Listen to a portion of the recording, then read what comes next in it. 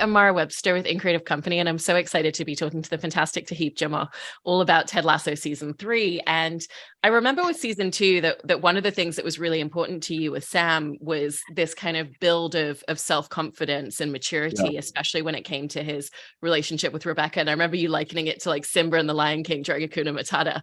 But I love that that's been such a continued journey for him in season 3, and the way that we've gotten to see that evolution continue with him becoming a business owner, opening the Mm. restaurant, the way that he navigates through trials and tribulations at the restaurant. And so for you, what were a lot of the important beats in terms of that continued journey for him to hit in season 3 with the storylines you had? Do you know what I felt actually in regards to the restaurant? It felt like the additional character of Simi, played brilliantly by Precious Mustafa, was like I think that's what it was for me. It was like he then had a crutch in her to manage this new thing that he had never done before. Um, yeah, I think like the restaurant for me like is definitely like it's kind of like a metaphor for like Sam's maturity in a way.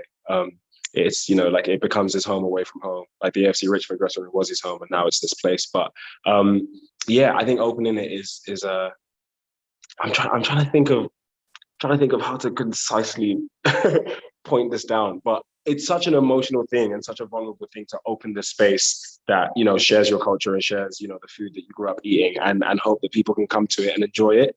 And so like for Sam to go from somebody who like feels like an outcast coming into the dressing room in season 1 to somebody who feels like he can stand on his own 2 feet in season 2 to then somebody who feels like he can bring the dressing room to his own space in season 3, for me was huge. And I think it like really just like charts his maturity in a brilliant way. Did it also say a lot to you about the way that he's kind of really cementing himself and the life that he's built for himself in London, because it Yeah. is his home away from home, and he's kind of finding that way to bring a part of Nigeria with him, with the food that he's serving and with what he wants to create through the restaurant, but also even Yeah. just the way that it is a literal physical sense of like putting down long-term roots and thinking about 100%. his career after football. 100%. I think it's, the decision to stay at AFC Richmond at the end of season 2 is manifested in this restaurant. Like it's literally, as you say, it's like literally laying down roots in this new place. And like that's been Sam's journey from the start, is finding a home away from home. And that's like it's the immigrant experience everywhere. It's my parents' experience, it's my experience. The idea of like home is where you lay your head, and you can find family outside of your real family back home.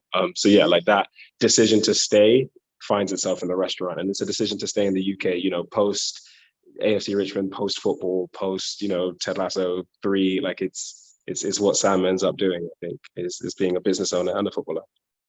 And one of the things that people always connect to in terms of Sam is his sense of confidence. And I love how much of a sense he has of what he brings to the table and what he can Mm. contribute, and how that kind of serves the way that he presents himself a lot of the time, whether it's Edwin screaming in his face, whether it was the relationship with Rebecca in season 2, his relationship with Jamie, and so for you, how did you want that side to grow as well? And have there ever been any challenges in making sure that you're presenting that confidence and self-assuredness, but without it ever coming across as cocky? Because with Sam, it never once has veered into that Yeah, space. I don't think it is. I think that's one of the brilliant things about Ted's mentorship with Sam, is that like Ted's confidence never feels like it's ever arrogance or it's ever cockiness. In a way that like presenting yourself as a man, quote unquote, which Sam grows into.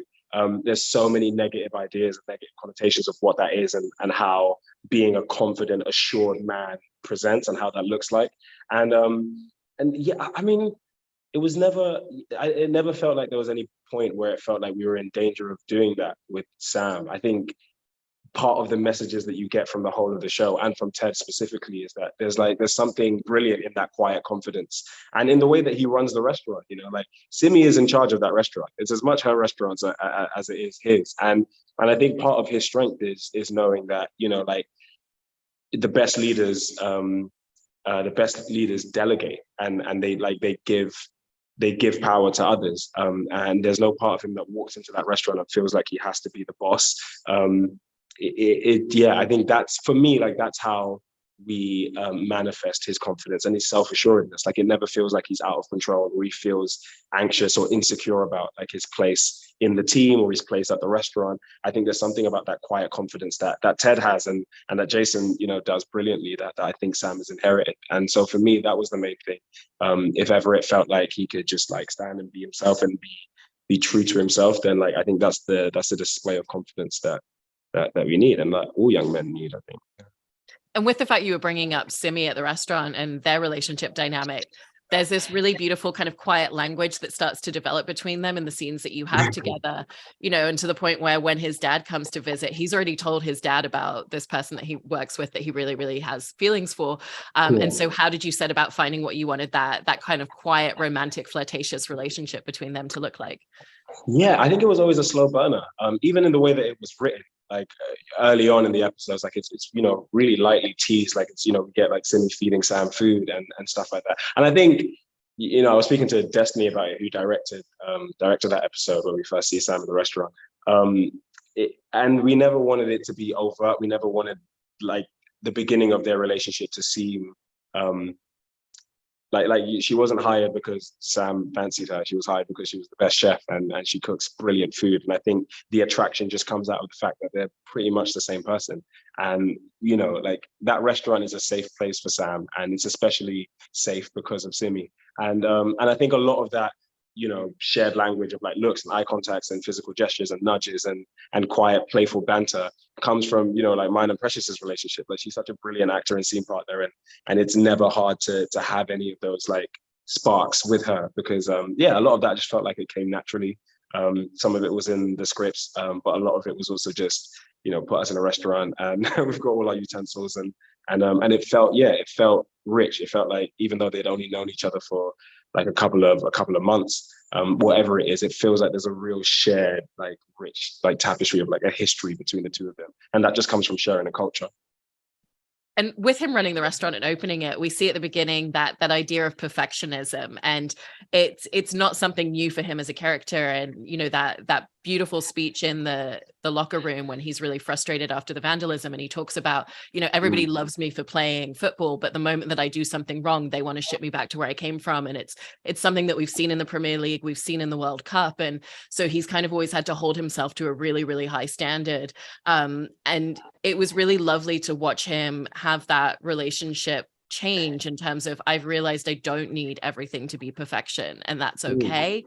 And so once he kind of had that revelation in the series, how did that change the way that you were thinking about his demeanor and the way he was approaching things in certain scenes? I think there's an anxiety that anybody has when they don't really feel secure in where they are. And I think especially like if you feel like an outsider, and if you've always been an outsider, there's an anxiety that you have to present in such a way that you can always be accepted. And I think Sam's had that from the beginning, especially as, like if anybody who's been bullied, like when they were younger, like has that feeling. And like, like Sam was really badly bullied at the start of the first season with Jamie. And I think that anxiety like always follows you. And so I think that outburst coming into the change room, again, is just like a perfect example of that change room being a safe space for him, because he can come in and he can let all of that go. It's the first time we really see Sam properly lose his shit. And I think he knows that he can do that because he's around his family. But in a way, like I think the best thing about that moment and that episode is that anxiety slowly leaves him. He understands that you don't need to be perfect. I think that's the entire story of Ted Lasso, is like you can be broken and you can be put back together, and what you get after that is just as beautiful as what you had before. And I think Sam gets that in his own little way.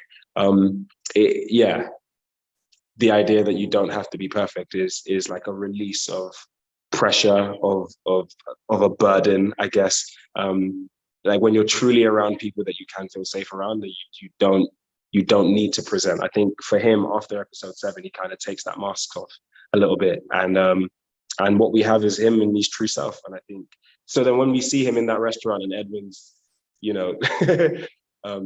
Sam Richardson is brilliantly just like throwing a tantrum at him, and in every respect he should probably bite. I think part of knowing that like he doesn't need to impress Simi, or he doesn't feel like less of a man in front of her because this, you know, grown ass man is like yelling childish insults at him and doing funny voices. I think that like that's part of like that self-assuredness that we spoke about that season one Sam definitely wouldn't have had and season two Sam might not have had. But once you get to a place where you're like, all right, cool, like I'm settled and I feel safe, then I don't think there's any need to present. There's no there's none of that with Sam. And I feel like, yeah, a lot of young men don't really have that license to just like let go of that and just be still and be assured in themselves. I'm just eternally grateful that we gave that to Sam.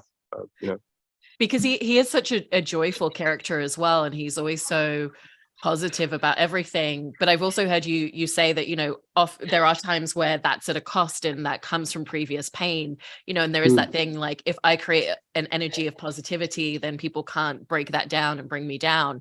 And so for you, what have been some of the ways in which you've wanted him to be very genuinely positive, but you've also looked at that other side of where does it manifest from in certain instances, that this is his way of kind of navigating through situations as well? I'm sorry, say that again. I didn't quite. Just kind of like the positivity that he exudes Yeah. being something that's like very genuine, but also there being moments where it does probably come from like that previous pain in his life, because it sometimes does come from negative moments to navigate through situations in that way. Yeah, I think it's definitely a defense mechanism. You know, like even from early on in the first season, like a lot of the stuff that he gets from Jamie, like he just kind of brushes off and kind of carries on and moves away from. And there's a strength in that. I think there's a strength in being able to just like, you know, maintain that veneer of positivity and keep that mask up. But you do also get like digged at a little bit. And it does stay. And that stuff stains you in a bit, in a way. And I think you grow with it.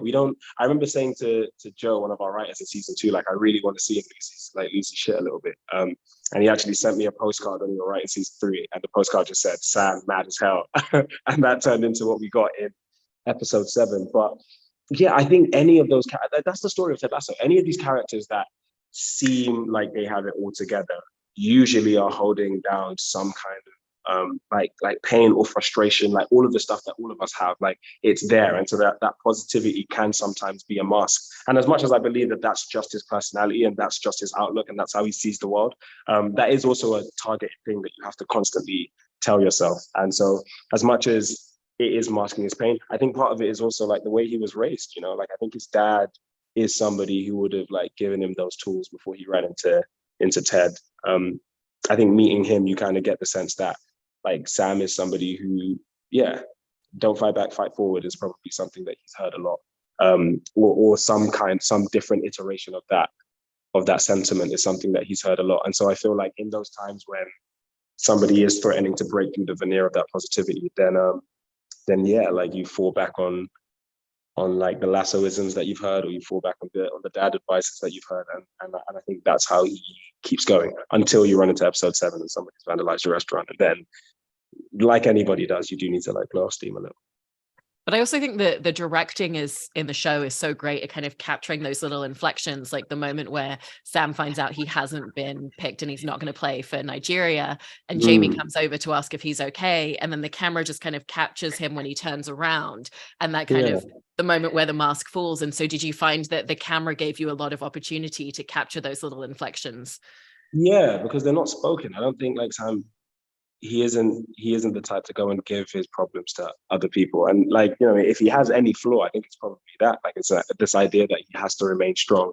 But I think little moments like that, I think that's a great thing. I'm doing a play at the moment, and so like I'm really just the differences between the mediums. Like that's something you can do in TV that sometimes you can't really do in you know, like theater in the exact same way. Having a moment to just turn around and the camera staying on us as opposed to cutting back to Jamie is wonderful. And so yeah, in that moment, it hurts and it's painful, and it's not an easy conversation to have, to tell somebody that you feel insecure because you might not be good enough. And at that point, he doesn't know that it's Edwin's doing. And so there's a part of him that just feels really upset. It's a big dream of his, and to not get that call up when he's had the best season of his life is huge. And we get all of that in one camera change and one subtle shift, and I think that's brilliant. We get a similar thing in season 2 when he's just about to put the tape on, where like you just get him like flicker over and look at his parents. And I think little moments like that, like I think it's great. Like you see the three dimensionality of Sam. He is positive, and I think he does have a great outlook, but he's also a human being that experiences pain and disappointments and anxieties, and to get to show that in such a subtle way is brilliant. And I think, yeah, hats off to the directing. And to your point as well, he doesn't know at that point that Edwin has literally paid $20 million as a bribe to the Nigerian government to ensure that he doesn't play on the team, which is pretty extreme, as Edwin always is. But I also love that there's kind of a callback to the fact that he just kind of stands there as like an emotional wall. And to your point, it's like he could bite back, but it also harkens back to when he told Edwin that he wasn't going to leave AFC Richmond. He kind of just like internalized it as well. And so did you want it to be reminiscent of the first time that he was in front of him and he was, kicking up a storm? I think it's a show of maturity. Like Edwin is a grown-ass man who has everything he probably ever wants in life. He's a billionaire, he's rich as hell, and for some reason is also capable of being extremely petty, childish, like narcissistic. And on the flip side, you have this 22-year-old Nigerian kid who's like a lot more emotionally mature than Edwin is. And so I think the difference between the two of them and how they've grown up in the way they've seen the world comes out in that scene. You get one of them who's like just throwing, literally, like in the next 2 episodes, will be throwing jollof rice at like a bunch of people. And Sam is like, he's a lot more emotionally mature and can kind of absorb it. And so, those two scenes are parallel to each other. And it's tough. I think the first one is Sam saying, I don't want to do something, and standing in that and kind of taking it. And the second one is him dealing with the consequences of his actions. Like, powerful people don't usually take no. They don't take being told no lying down. And I think that's another thing that I thought was important to speak about. We had so much of Sam dealing with like really charged political issues in season 2. And I felt like in season 3, like you had to see some of the consequences of that. It's one of the things that I really wanted us to talk about, and I messaged some of our writers about it. And I loved it coming out in that way. But I think it's okay. And I think that's part of why he can just stand there and take it, because it can't hurt him anymore. There's nothing Edwin can really do that can like damage him. Of course, it sucks to not be on the Nigerian national team, but I think Sam wouldn't go back and take back what he did. He wouldn't go back and like go and play for like, I think part of that silence is knowing, you know what, I can live with this. If this is the payback for like standing up for myself and for doing stuff that I believe in, then I think I'm cool. I think if that scene had carried on, if you had stayed with Sam after the failed handshake with Francis, I think you would have seen Simi hold his hand, and I think that would have been enough.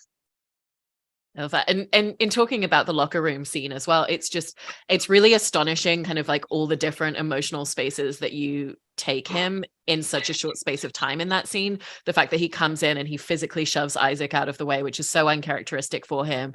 And then we see him in tears in front of his team. And then just the way that he melts when he looks over and sees that his dad's there. And so what were the challenging aspects of filming a scene like that was so charged and so loaded for him? Oh man. I think the challenging thing was just trying to have some kind of authentic response to the material that I was given. That scene was charged for me for so many different reasons. Like like as a Black kid in the UK, like I felt that feeling. And like we all felt that feeling when Marcus Rashford and Bukayo Saka and Jadon Sancho missed those penalties in the Euros.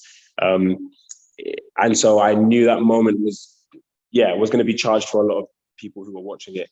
I think one thing that Jason said to me that I thought was really important was he knows that they can take it. He knows that they can handle it.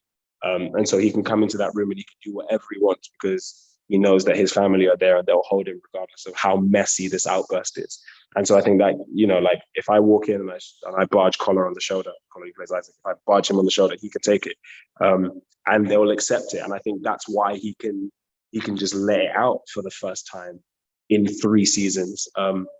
And so, I think the challenges with it are just that, it's just such a big moment. And it's one that everybody knows. Like if you've ever felt like an outsider, you know what that moment is. And so he's frustrated and he's really angry. But I think the important thing to hold on to was that anger was like an anger as a result of pain. And like at the heart of it, like his inner child just feels really fragile. And he just wants to be hugged by his dad more than anything. So that shoulder barge is is an expression of that. The tears are an expression of that. And ultimately his dad does come in and you do get to see, baby Sam just like go and hug his dad, which is the one thing that he wants more than anything.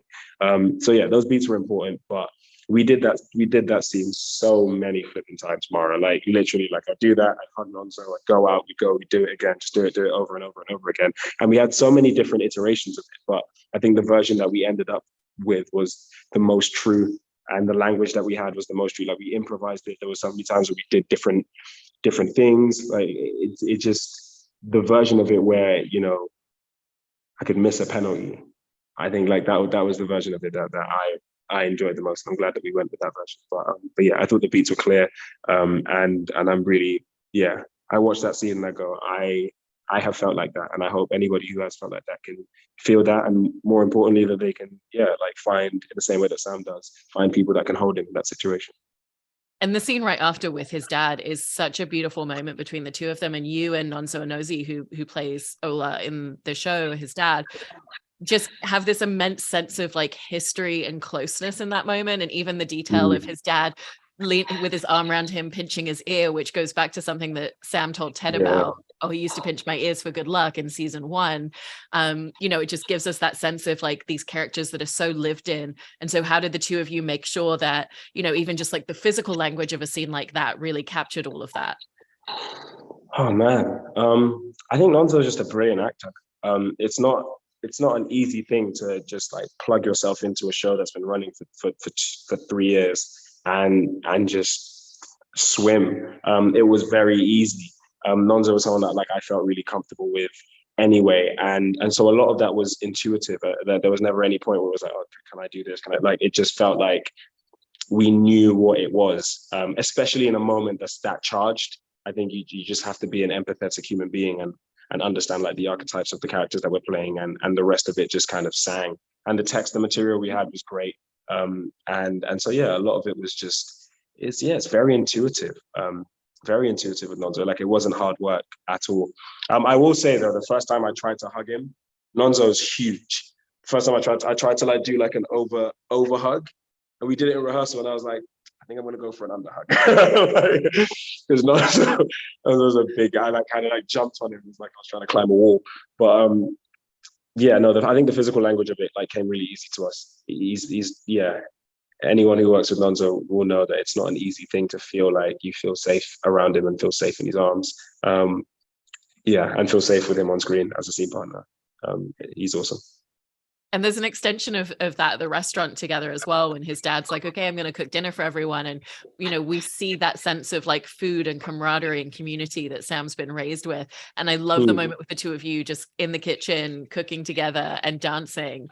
And was that kind of always the beat of that scene? Like, okay, they're chopping vegetables and they're dancing in the kitchen. Was that something that was written in the script or something that the two of you found together? Dancing, cooking in the kitchen together was always going to be the end of that episode. It was one of the things that I really wanted. So I made like a list of stuff that I asked for basically for season 3, and kind of got all of them. And Sam cooking with his dad together in the restaurant was one of them. And the dancing was just, it came out. We had music playing on the day, and it was just something that just again intuitively happened. And yeah, we went with it. Like it was an offer, a yes and I thought it was a brilliant way to end the episode. So yeah, that happened intuitively, and that was again like just, it's easy to work with someone like Nonso because he's brilliant and he offers brilliant stuff. So if you had a list of things that you really wanted for Sam in season 3, and it was that those moments with his dad, getting to see him finally lose it a little bit and get really angry, what else was on that tick list for you for season 3? I think going like, I really wanted Sam to wear the armband. But in a way that didn't take it away from Isaac. And I think we found a brilliant way to do that. My offer was, like Isaac would get like athletes for or something and have to miss a match, and then Sam would be captain, but we went with something a bit richer. So there was that. I wanted him to find love, whether that was Rebecca or whether that was somebody else. I think that's something that I felt like was important for him. And so that was there. I wanted him to deal with the consequences of the Dubai Air stuff, like just for it to not just go away. So that happened. What else was on my list? I can't remember. What else happened? Yeah, those were some of the main. I can't remember if there's anything else, but I do remember everything just kind of happening in some way. But yeah, those were like the main ones.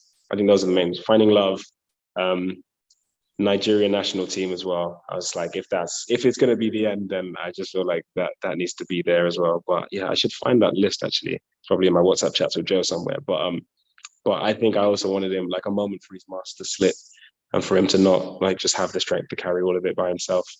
Um, so yeah, and I got most of it. So I was like, yeah, I'll take it. Success.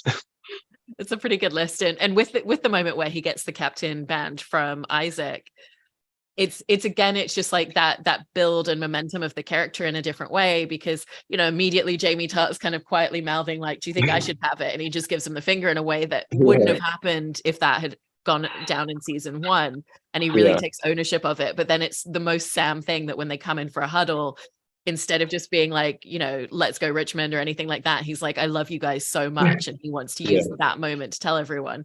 And so for you, when you read that script, kind of how did that grow the character for you, of like, he knows that this is his place to wear the captain band, and he knows that he's stepped up as a leader enough already to this point?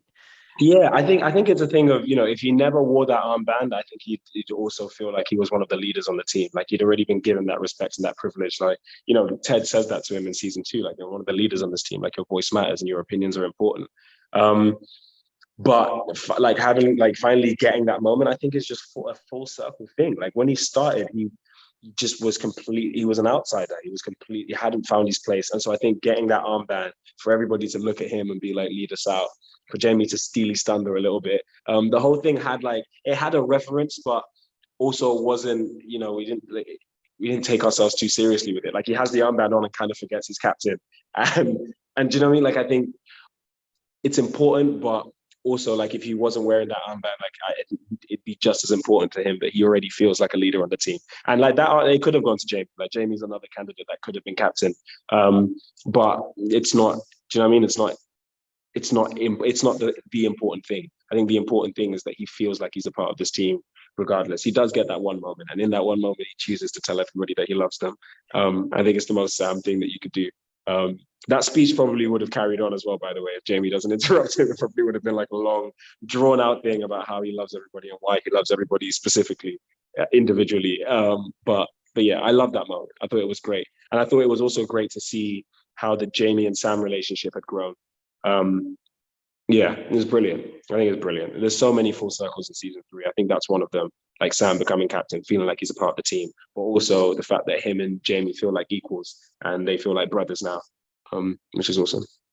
And also in talking about Sam and Rebecca in season 3, there's kind of this unspoken language between the two of them, because people around them still don't know about the relationship that they had in season 2 and everything that connected them.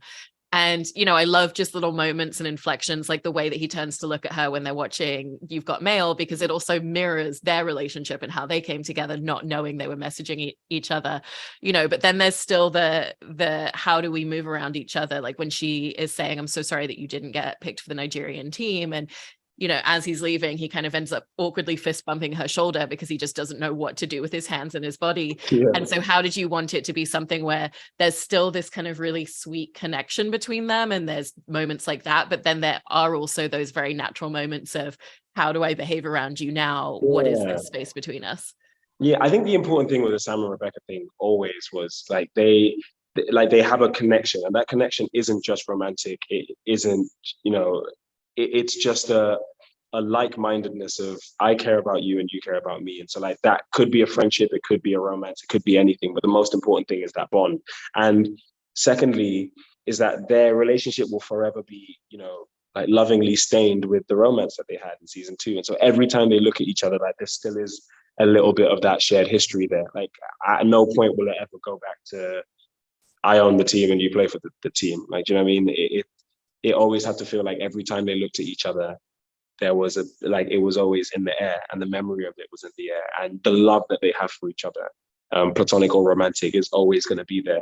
But also, I think one of the things that I love the most about the Sam and Rebecca relationship is how, like, Rebecca also doesn't know how to behave with Sam when she sees him, and so like she kind of can be like a little girl again in a weird way, and I love that. I think I think it's awesome. And I also just really enjoyed it. Like we didn't have that many opportunities to like be around each other, but like the little opportunities that we did get, like the look in the restaurant, like her being a little bit jealous of him speaking with Simi, and yeah, like the look in the when they're watching the film. I think moments like that are just, yeah, like it's always gonna be there. I think even in the like the final scene where they're at the barbecue and she's with pilot guy, handsome Dutch pilot guy who I'm fine with. I'm fine that they end up together. I'm fine with that. Like I think there's still always gonna be like a little frisson between the two of them. And I don't think that frisson is necessarily romantic. I think it's just a spark of like I like they will always really love each other. And I think that's brilliant. It is, and also you were bringing up before that kind of sense of brotherhood that he now has with Jamie that's miles apart from where they were with each other at the beginning of season 1. And even just the fact that in their final match of the season, the final match of the show, it's, you know, Jamie sacrificing himself so that Sam gets to take the winning goal and have that victory moment. And then when you see everybody running onto the pitch, we see the two of you together kind of jumping up and down with each other first and foremost. And so what did that mean to Sam for you in order to have Jamie be the person that creates that setup, and then for it to mean so much for them to come together in that moment as well? I think it's trust. It's trust. Like I think a lot of the reason why Jamie, you know, was like really mean to Sam in the beginning was like he would just not trust him to like take that shot. And you know, like Jamie always felt like he was the best player on the team, so I should take that shot. And I think that's the thing that I've really liked the most about their relationship is they got to a point where they just really trusted each other. Like when Jamie asked for the tape in season 2 to you know put across his shirt, there's a part of him that's like, oh, what do you think you're doing? Why are you doing this? But throughout the season, like what's grown between them is just like a trust for one another. And as much as there's also like a bit of a rivalry with Sam and like feeling like he has to like constantly try and match up to Jamie, it gets to a point in the end where it feels like they're on the same page for the like finally. And I think the fact that Jamie can do that and draw 3 guys away so Sam takes the final shot is like the epitome of what the Lasso way is about. You know what I mean? It's like trust your brother and yeah, like do whatever you got to do to make the team work and make the team sing. And it should be Jamie who takes that shot. He's the best player on the team, but because he's the best player on the team, he's also the best person to divert 3 other players away. You know, and I thought it was awesome. And Phil's somebody that I love dearly. He came to watch my play the other day. And he's a brilliant scene partner, a brilliant, generous, gorgeous man. And I think a lot of our relationship also comes out in the Sam and Jamie relationship. Like it's hard for it not to. So yeah, I love that. I love that moment. I think it again is full circle, complete full circle for Sam and for Jamie. I just absolutely love everything that you've brought into this character over these 3 seasons. And so I'm so grateful for, you know, getting to have this conversation, and even just like hearing the way that you talk about him is always so beautiful. So thank you so much, Toheeb. Oh, Mara, thank you so much. I always really enjoy our chats. I'm sorry we don't have like more time to speak with each other, but like it's always brilliant. I think it's such a wonderful interview, and I love this in creative company. I love these chats, and here's to many more. Can't wait.